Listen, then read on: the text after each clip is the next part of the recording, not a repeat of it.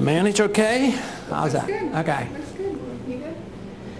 First of all, tell me a little bit about yourself for our viewers who don't know Ron.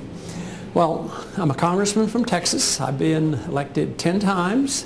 One time I was in for 4 terms in the 70s and the 80s. Then I went back to my medical practice. And I'm an OB/GYN doctor and love delivering babies and delivered over 4,000 of babies over the years. But I've always been interested in politics. I went back to Congress in '97. And due to a fair number of requests, I yielded to those requests and filed for office for the presidency this January. Now, as you know, Tennessee is kind of Thompson country.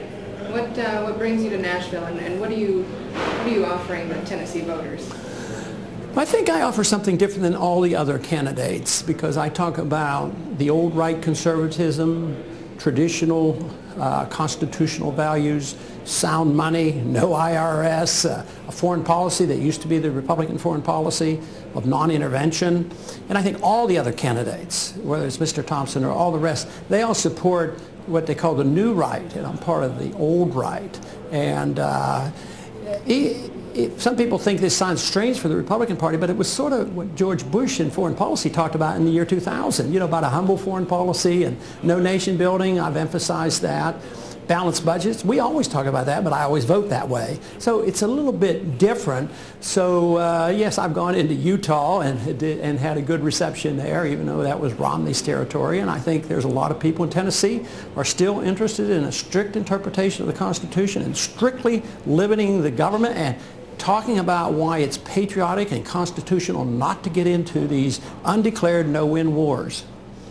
Now, as far as your grassroots effort, tell me a little bit about your supporters and about this online movement.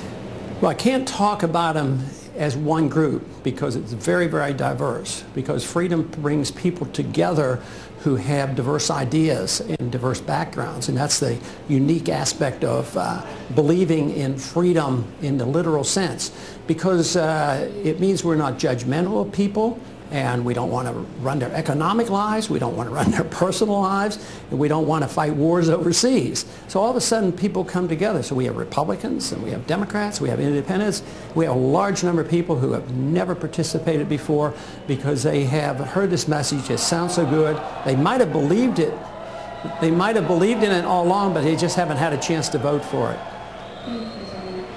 Real briefly. What is the goal of your candidacy? Some people have called you not more than a blip on a radar screen.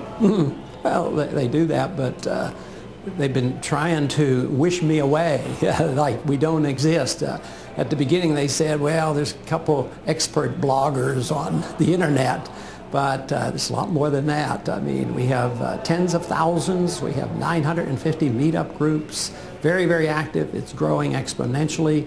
The fundraising, we've more than doubled our fundraising. We're the only candidate that went up in the percentage of fundraising in the last quarter, and ours went up 114%. Our average donation is only $40, so the numbers are out there, and that trend is continuing. So it's a grassroots movement. It's catching on. It's far beyond a lot of people's expectations. I'm just delighted that the message of freedom and the Constitution is so popular. Who's your biggest competition? Who's your biggest competition? Well, I don't think any one person. I lump them all together because they don't represent what we're talking about. So there's no one person. And that means those who promote the war and those who promote this empire that we have, they're going to split that vote up 6 or 7 different ways, where I'm the only one that represents true conservative constitutional values and being opposed to foreign intervention and policing the world. So therefore, I lump them all together and see that gives us really the opportunity to score in these primaries.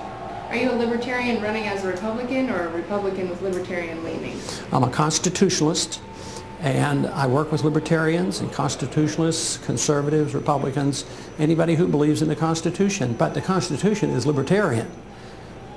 Anybody who believes in liberty is a libertarian. But sometimes people are libertarian on economic issues, but not personal liberty. And some people are libertarian on personal liberties, but not on economics. And sometimes they have a mixed bag on foreign policy. But I put it all together because I follow the Constitution. It's very libertarian. It's a defense of liberty. It's a defense of a policy and a program that has made America great. And so many of my supporters, including myself, believe that we're desperately near the end of this. If we don't reclaim that heritage, we're going to lose most of what has been good about America. Why Nashville? Why stop here? Because you had a meetup group, an enthusiastic crowd that said, get to Nashville. And of course we get a lot, but we have a huge meetup group here that put pressure on us and said, come here. And they said we could raise money and we could get some people out. And I haven't seen the crowd yet, but just walking in here, I noticed there was a lot of enthusiasm. So they've convinced me that there's a lot of people who are welcoming this message. With so many people in the Republican field and with the election starting so early and campaign fundraising so early, do you have a good chance? I think you always have a good chance. I think our chances are phenomenally much greater now than they were 12 months ago. And that means we have a chance, but there's no guarantee. We still have a ways to go. We have translated token support on the internet to magnificent support on the internet, to the point where we have proven tens of thousands of volunteers who are out campaigning and saving us tens of millions of dollars on free advertisement that they give us.